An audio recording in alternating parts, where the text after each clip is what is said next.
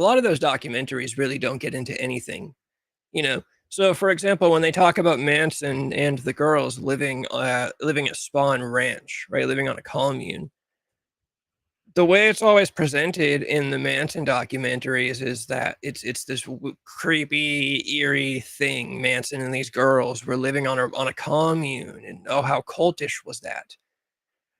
But then when you zoom out and you look at the late 60s as a whole, that was just a thing that happened. Like a lot of young adults were living on communes in the 60s. It's only presented as weird and creepy and uncommon when people want to talk about the Manson story and make it sound bad. That's the only time it's presented that way. You know, you go over to a documentary about just flower children and hippie culture in the 60s, and then all of a sudden it becomes a playful, fun, quirky thing. Like, yeah, all the kids were living on communes.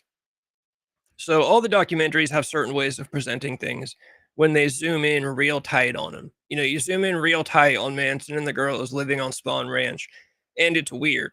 But then you zoom out to just the 60s in general in America, and you realize, oh, there were a lot of kids living on communes. Like that was very much so a thing. I have Chaos by Tom O'Neill. Okay, I'll get into that. I have Chaos by Tom O'Neill. I do not subscribe to that book at all. I mean, the whole book, you finish the book, and like the last thing he ever says in the book is, yeah, so I can't prove any of this.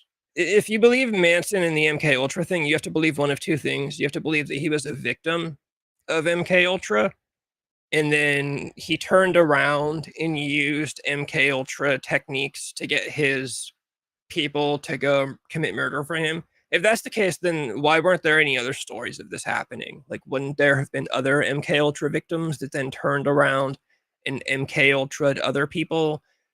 There's just one story. I don't really buy that. And then two, so if you either believe that or you believe that Manson was working with the CIA and they taught him the MK Ultra techniques and he went and used them. And that's also silly. That's like if you do like an hour's worth of looking into Manson like as a character, you know that he's not working with the CIA. Manson's not working with any suits. That's just not happening. I mean, that's literally he literally did not become a rock star because he didn't work well with the suits, which then gets into like another one of the big myths is that he was like this big loser and he was desperate for stardom and wanted to be a rock star so badly. When in reality, Terry Melcher and everyone around was like obsessed with him and he was supposed to be like the next big rock star of the 70s.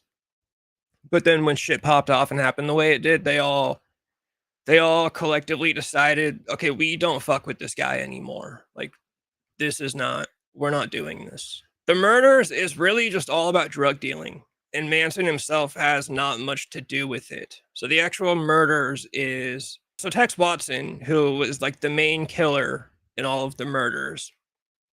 Tex Watson, he's kind of a low-level drug dealer. And Tex Watson's loyalty to Manson is also very overplayed in the media. Tex Watson didn't live at Spawn Ranch. Tex Watson kind of crashed at Spawn Ranch whenever he didn't have a place to stay. Tex Watson had his own life, and he was doing his own thing for most of the time. But he did come around Spawn Ranch pretty frequently. And so he was a drug dealer, pretty low-level guy. And at one point, he worked out some deal with a guy named Bernard Crow. His nickname was Lots of Papa because he was a big black guy. You get it, like his name's Papa, and there's lots of him, Lots of Papa. So Tex Watson works out some deal with Lots of Papa, Bernard Crow, and Tex Watson rips him off. The deal was something to do with Tex was gonna, Bernard Crow was supposed to give Tex money, and then Tex was gonna go out and buy the drugs and then bring it back to, Tex killed by Brad Pitt. So Tex Watson rips off Bernard Crow, steals his money, and by the way, leaves his girlfriend. When Tex went over to Bernard Crow's apartment or house or whatever it was, he brought his girlfriend with him. And when Bernard Crow gave him the money and Tex went to leave to buy the drugs, he said, no, leave your girlfriend here as collateral. So keep in mind, Tex Watson also fucks over his girlfriend and leaves her with an angry drug dealer. So yeah, Tex takes the money and he bounces. He never comes back.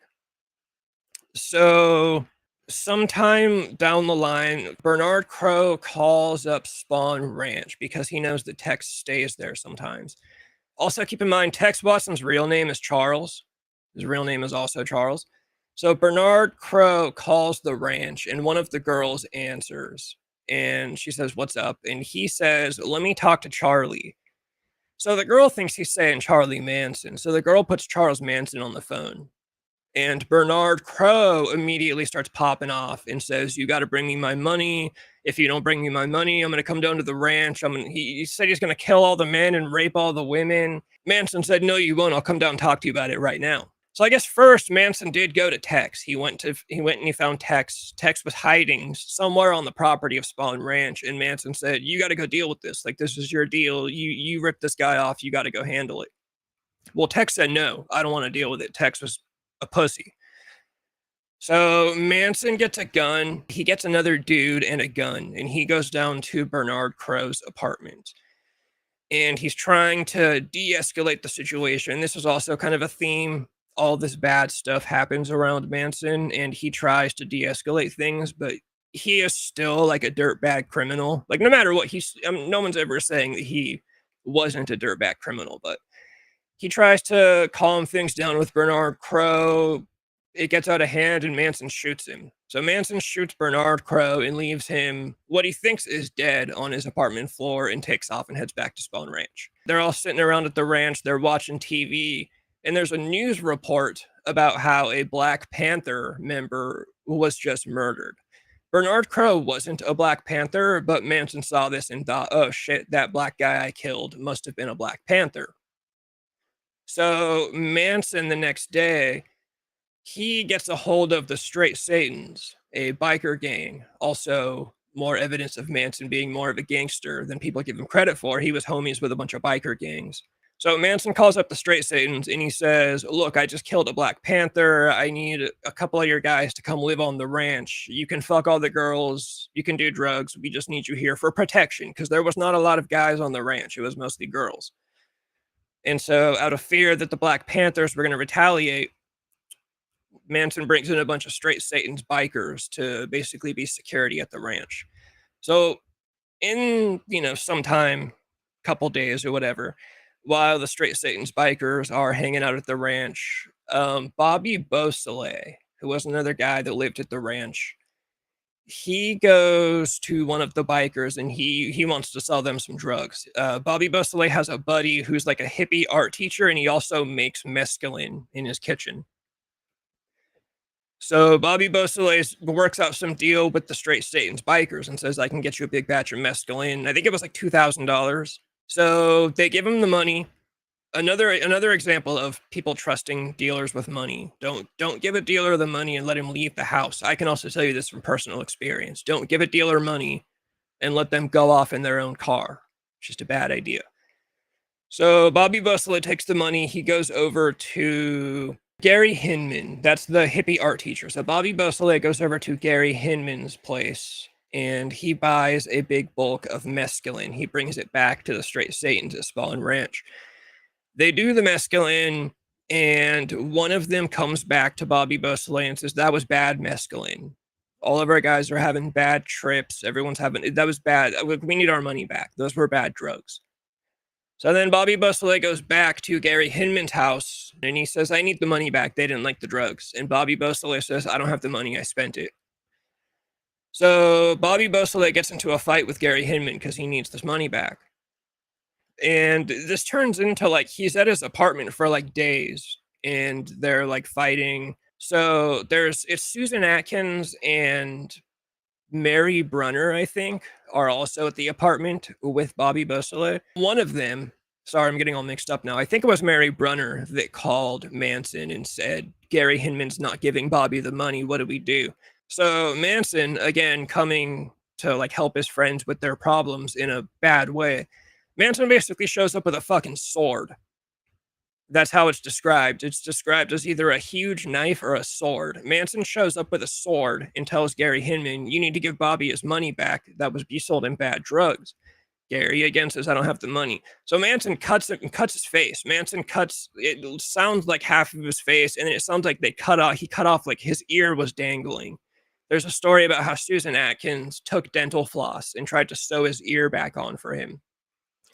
But Manson cuts his face up real bad, cuts his ear off, and then leaves. So yeah, Manson, after cutting his face up, tells Bobby Beausoleil, "You need to handle this shit." Something about handle your shit like a man. So that kind of comes back into the court, the trial later, when people would say, "Oh, that meant he was telling him to kill him," but Manson just said, "Handle your business like a man." So now Gary Hinman is bleeding out on the floor. So Bobby Beausoleil panics and just fucking kills the guy, like his own buddy, like just stabs him to death. This is the first murder in the whole phase of events. And it's not really known which girl or which girls or if Beausoleil did this, but one or two or all three of them decided, shit, Bobby Beausoleil just killed this guy. We need to frame this on the Black Panthers. So they all dip their hands in Gary Hinman's blood and they start painting the Black Panther paw prints all over the walls, and they paint like Piggy, all the stuff that happened at the Tate House. This is where it first started. They painted all of this like Black Panther political slang all over the walls to try and frame the Black Panthers. They leave the house. Bobby Beausoleil stole one of Gary Hinman's cars. He was trying to make up for that $2,000 that he owed the Straight Satan. So I think he stole like one or two of his cars in the driveway to sell them to make the $2,000. Being such a like an incompetent, like none of these people are good criminals. They're all young, kind of retarded. That's also a theme in this. None of these people are like professional criminals. And the cops roll up and they see him in this guy who's just been murdered's car. And I think the knife might have been in the car. It was like ridiculous. So Bobby Beausoleil gets arrested. He's the first guy to get arrested for murder. Where it starts getting a little weirder is however many days later is when the murders happen at Sharon Tate's house.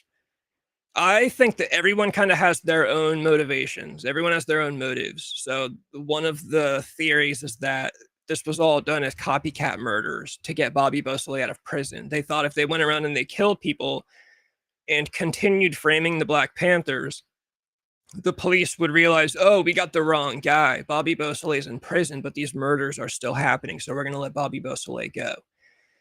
But what happens, like for sure at Sharon Tate's house is, it's Roman Polanski's house. Roman Polanski is out of town. And who is staying at Roman Polanski's house is Sharon Tate. What's her name? Abigail Folger. Jay Sebring, who is Sharon Tate's ex-boyfriend that she was probably also still fucking. Wojtek Frykowski. He is also at Sharon Tate's house when all this happens. And he was looking to monopolize, because MDMA was like a brand new thing at the time. I think it was even just called MDA at the time. It wasn't even MDMA yet, but basically ecstasy. Brand new in the 60s. Apparently he was looking to get into that. He wanted to like take over the market in Hollywood with that stuff. But the drug story with that house is basically, it sounds like Tex Watson had some kind of deal going with Wojtek Frykowski and or Jay Sebring, and it goes bad. Something doesn't work out. So really what happens is Tex Watson gets some of the girls, he gets like Susan Atkins. God, there's so many fucking girls. I blank on all this shit. Patricia Krenwinkel but anyways, Tex really was just going over to Sharon Tate's house because he wanted to kind of rough up Wojtek Frykowski and Jay Sebring, and say, give me the drugs. There's also the idea that he might have wanted to rob them because apparently Tex gave them money and they never came through with the drugs. But Tex and Susan were doing meth. So they were all high up on meth. And it sounds like he got into some kind of physical altercation with Jay Sebring, who was probably trying to protect Sharon Tate. And it basically just turned into a big mass murder. Tex Watson probably, definitely committed most of the violence. Susan Atkins was very hyped up. I don't think she really did much. She was kind of an edgelord from what it sounds like. She's the one that talked about, oh, I cut the baby out of Sharon Tate and no, she didn't do it. That shit never happened. And she said that shit later in prison. She's like, I don't know she was just a kid trying to sound cool, basically. We've all met that one kid that says like outlandish shit thinking it sounds cool. I had a buddy in high school that told us he's eaten human flesh before, and he thought it like sounded cool and edgy. And we're like, bro, that's what the fuck? No, you fucking weirdo. Shut up. Don't say that in front of people. Don't ever say that again. Yeah, the first night of murders was just drug dealing. It was just drug dealing. Tex Watson got ripped off by the two guys at the house, went to rob them, and it turns into a big mass murder. And once he kills Jay Sebring, now it turns into, well, there's 3 other people in the house. I have to kill them too. That kid, Stephen Parent, that's like one of the great mysteries, that 18-year-old kid who was in his car in the driveway. There was a house out back. It was like a little like a little side house where the landlord lived. And for some reason, he was completely left alone. And he also claims he never heard any of the screaming or commotion during these like vicious stabbing murders. So then apparently after all these murders, Tex and the girls, they drive back to the ranch. They both get back to the ranch at like around the same time. And Susan Atkins, she goes up to Manson and she says, "Hey, guess what? We just killed a bunch of people." Like Manson was not happy with this at all. And he's like, "Well, did you guys like at least arrange the crime scene to make it look like it wasn't you guys?" And they said no. So there's also rumors that Manson went back to the house and he kind of like arranged the crime scene. A pair of glasses was left there, even nobody in the house wore glasses. The next night, like I said, is like the more mysterious, where he kills the grocery store owner and his wife. That one's really weird because no one really knows anything. Manson was there. He went in, and there's a story about how he got a little black book from the couple. He went in. There's also a story about how they actually left the house, and nobody ever talks about that. When the wife was found dead, she had an overcoat on, like a big warm jacket, implying they had been out. They left the house to get this black book. The black book would have been some kind of mafia thing. There's a lot of mafia stuff in this story too, because Manson knew a bunch of old-time mobsters from his time in prison. That's how he got all of his music connections. I think I've talked about that. And then Manson leaves to go handle whatever he needs to handle, and that's when Tex Watson, along with Leslie Van Houten, I think again Susan Atkins and Patricia Krenwinkel, they go into the house and they stab up the couple. But the Sharon Tate night is like the more famous night. And Manson, they all knew each other too. That's another thing. Everyone will always tell you that, Tex and the girls, they just went into some random house, or they'll tell you that it was, Manson's revenge against Terry Melcher because Terry Melcher used to live in the house.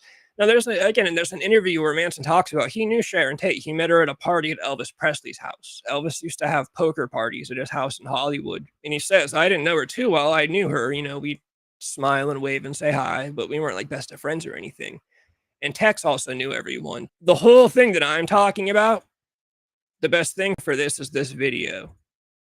It's 3 hours, so it's something whenever you have time to commit, or you can handle it in chunks. There's more girls here than anywhere in the world, and we play rock and roll. All we do now, we don't like add in. Some clubs will play a little bit of rock and roll. We play only rock and roll. I like the girls that come here.